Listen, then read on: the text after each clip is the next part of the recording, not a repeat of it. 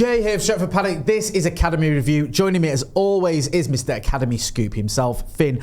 How are we, Finn? Very good. Very glad to be back for another season. Yeah, I know, man. It feels like it's been forever. Have you had a good summer? Yeah. Very, very good. And now locking back in. Under 18s are back in action, and there's a lot to talk about. So yeah, exciting times. Since we started doing this, I've always looked at Academy Review as an opportunity to cheer us up, from sort of distract us from the carnage that's been the first team. And it feels like we're there already this season. Yeah. It feels like, you know, the season's only just started. We've had 2 games for the Manchester United first team, no wins. We need cheering up a bit. Is that going to be the case, do you feel? So far, it looks like that's the case. Right. Yeah, we've got a lot of positivity to talk about. So that's what we need. We need a bit of positivity. You're the man for the job.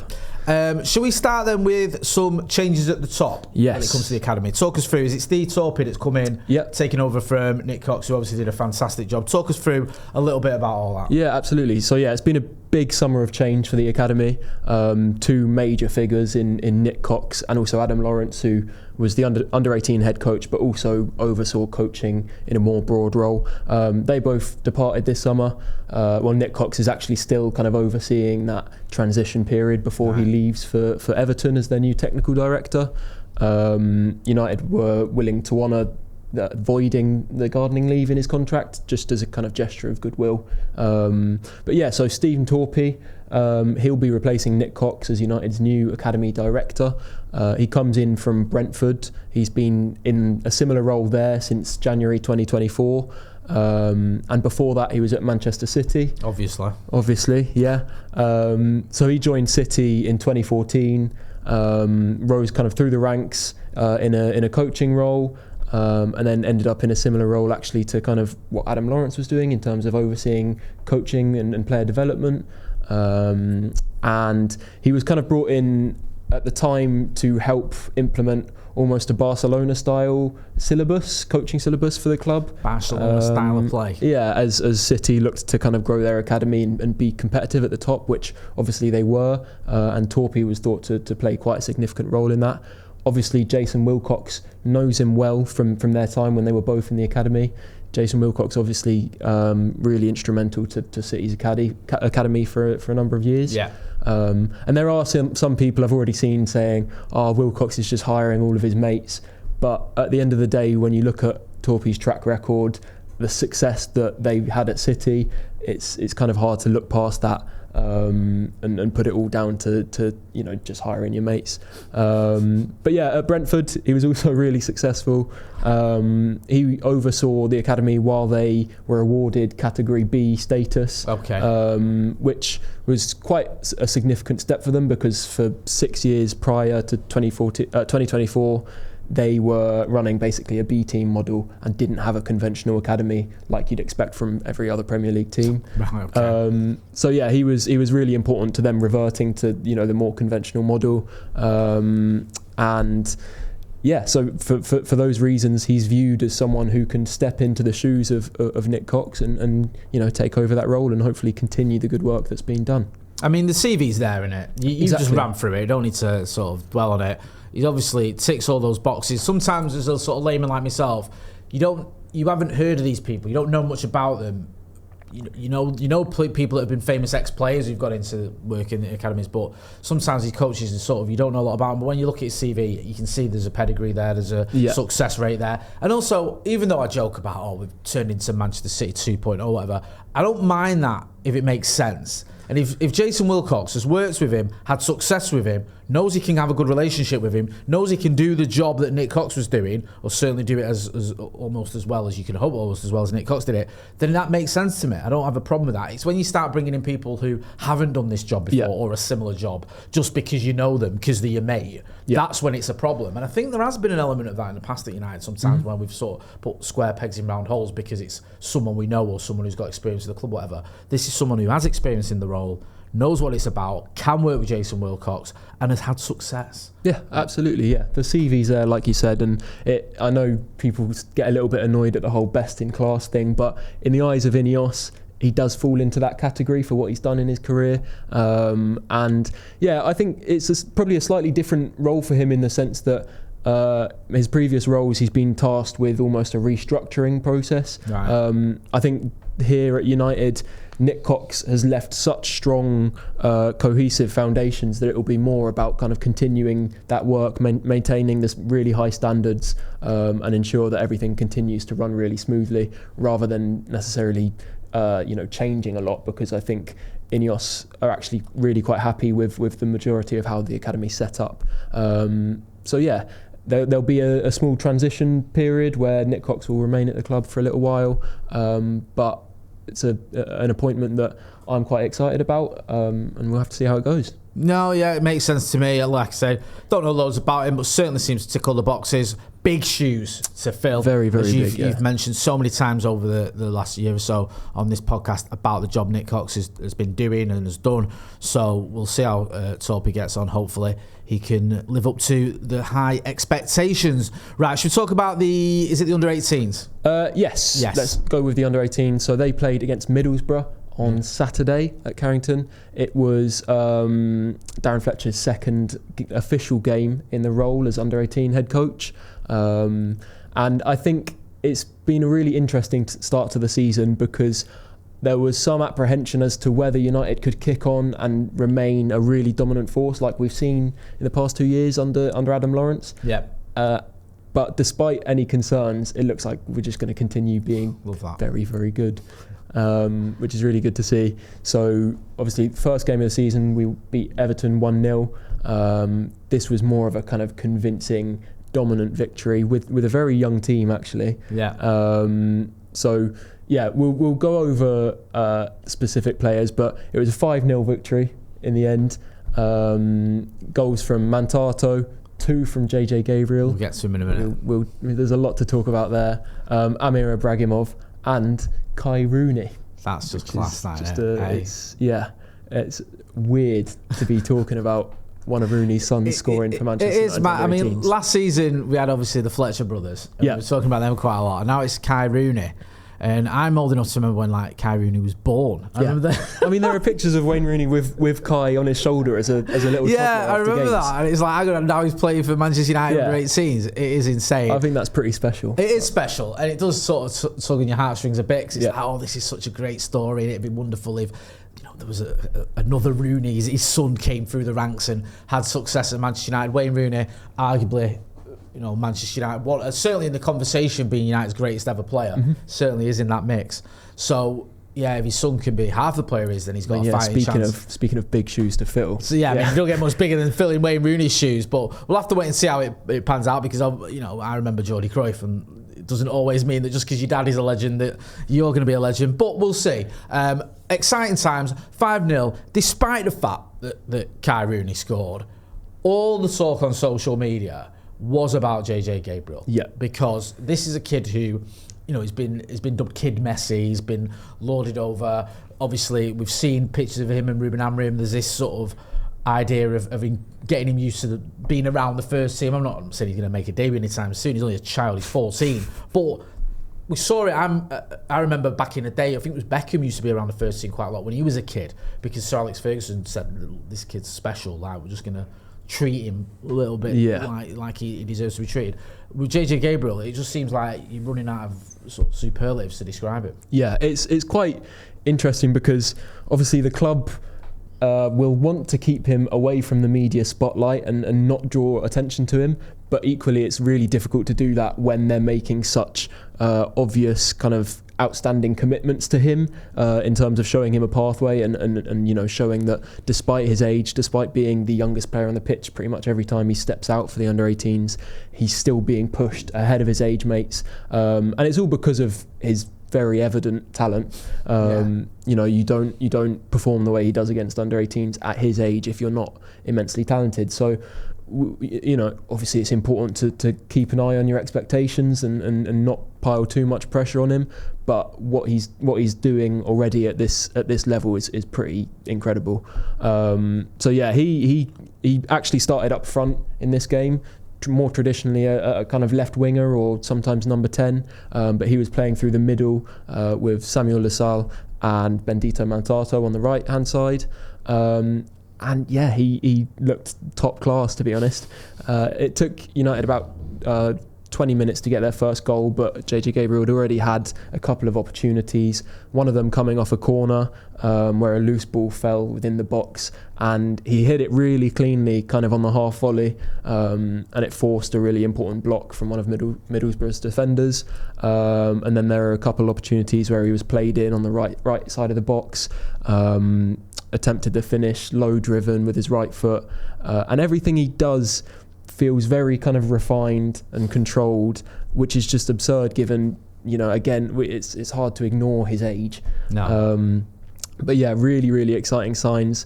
And eventually he got his goal. James Bailey played a really nice ball into the left channel, which Samuel Lassalle ran onto. He had his effort blocked and fell into the feet of Gabriel, who was able to tuck home easily with his right foot. So lovely one to get him started. And I think at this point he's averaging something like a goal every 45 minutes or even less than that for the under-18s. We've seen it mainly at Arsenal, where they do this thing of giving children debuts in the first team. We saw it, didn't we, with Ethan Nwere? Yeah. Saw it with Max Dellman, who's a player you've been raving about for some time. Do you see United maybe going down that route with JJ Gabriel? I know it's very early days, but could you see a scenario where they think, look, if it encourages him to stay because of the talent he's got, do we give him a taste of the first team? Not now, because he's 14, he's just far too young, but maybe in a year's time or whatever, could you see him potentially becoming that record breaker in terms of the youngest debutant for United? I think it's certainly the type of thing that would have been raised in conversations with the people around Gabriel. This summer there was a lot of interest. He could have left. It was one of those kind of crucial junctures in an academy player's career. When they're 14, they can leave to another club in the country, and they certainly would have been looking at players like Max Dellman and Ethan Nwere, who at Arsenal were pushed very, very early and given these kind of incentives of a really early pathway to convince them that they're valued as an important player in the long term. And I think I wouldn't be surprised if those players had been used as a reference point. Obviously, United held talks with some very senior officials. Jason Wilcox was key to these talks. And obviously he's committed this summer, and it seems like he's going to be in first team training at points throughout the season. He's already starting pretty much every game for the under-18s, and it seems like they're really going to push faster than I've seen United push a young academy player before. I think we're usually quite conservative about fast-tracking young players, especially when they're not incredibly physical. In Gabriel's case, it's not really him being really physically developed relative to his age. It's more so that he's just a superb technical footballer, and his intelligence and decision making and kind of speed of thought and execution are all at the top level, but he's still relatively small and not the strongest, which just makes it even more impressive. But definitely they'll be thinking about pushing him very early and giving him those incentives. I think the goalposts have moved a little bit now, haven't they? Because of we talk about player power. You can talk about player power when someone's 14 or 15. Yeah. They have that ability to almost. I'm not saying you can force Manchester United to give you a debut, because that's probably stretching a bit, but it does make clubs think differently, doesn't it? Because it's like, look, if this kid lives up to the expectation, he's going to be worth. He's going to be priceless for us. Yeah, it benefits kind of all parties involved. United don't want to be losing a player of his calibre, and historically we've always been really good at keeping hold of our top talents and giving them a pathway to the first team. So I think now that he's committed for this summer, I'm really optimistic that United will be able to keep hold of him, because it sounds crazy to say, but he could even make his debut before he reaches the next point where he could leave when he's 16, when it comes to him signing his scholarship deal. Obviously seen Max Dellman making his Premier League debut at 15, and part of that is due to how well developed he is physically, right. Because he's able to brush off Premier League defenders at 15, which is just a bit astonishing. Scary, isn't it? It's really scary. How good he is. I don't want to talk too much about Arsenal players, but with Ranieri, the minutes he was given at 15 felt like a token, like a gesture, where he's probably not ready to be playing at that level. There was a gap, wasn't there? I think, was it Brentford or wherever he came on? I can't remember. Something like that, yeah. He came on when they were like 2 or 3-0 up. Yeah, had a few touches. Broke the record. Yeah. And then I think, I'm right in thinking he was out of the first team then for about... maybe a couple of years, yeah. He wasn't like that's it now, you're part of the first team. It felt very much like, we can do this, we'll get away with it, and it keeps him happy, and it did all of those things. And now, obviously, you're seeing a player that's much more developed because he's had a couple of years to grow and sort of build himself up and just gain a little bit more experience as well. So, it does Whereas seem for in Downman's case, it almost feels like he could just come in now and be a first team. It's a bit ridiculous. The only positive I can take is that England have a fantastic young talent, but it doesn't outweigh the about that, to be honest with you, Finn. I wish I could give myself a bit of a cheer up with that one. The only positive I can take is we'll just take him off them like we did with Aidan Heaven and Chido Obi. There's one player as well for the under-18s who probably didn't get as much credit on social media as perhaps he should have done. And he's a player you've always been raving about. Whenever you talk about this player, your eyes light up. It's Jim Thwaites. Yes. He's got the greatest name ever, by the way. It's such a northern name. Yeah, it's Jim a Thwaites. very classic name. Yeah, he sounds like he's about 73 and he works down the mines, or he used to.